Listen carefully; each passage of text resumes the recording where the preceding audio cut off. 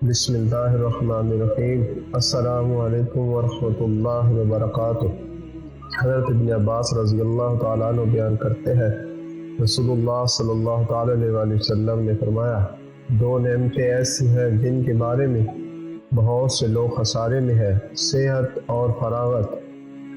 حضرت انس رضی اللہ تعالیٰ عنہ بیان کرتے ہیں، رسول اللہ صلی اللہ تعالیٰ علیہ وآلہ وسلم نے فرمایا، اللہ کسی مومن کی کوئی نیکی ضائع نہیں کرتا، اس کو اس نیکی کے بدلے میں دنیا میں عطا کیا جاتا ہے اور اس کے بدلے میں اسے آخرت میں جزا دی جائے گی، اور کافر کو اس کی دنیا میں اللہ کے لیے کی گئی نیکیوں کے بدلے میں کھلایا جاتا ہے، حتیٰ کہ جب وہ آخرت کو پہنچے گا تو اس کی کوئی نیکی نہیں ہوگی جس کی اسے جزا دی جائے گی۔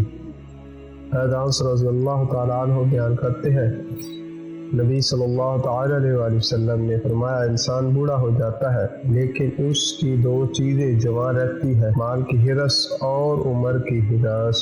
اللہ کریم کی بارگاہ میں دعائیں میرا پڑھنا اور آپ کا سننا اپنی بارگاہ میں قبول فرمائے، اور نیک اعمال کرنے اور برائی کے کاموں سے بچنے کی توفیق عطا فرمائے۔ جزاکم اللہ خیرا و احسن الجزا۔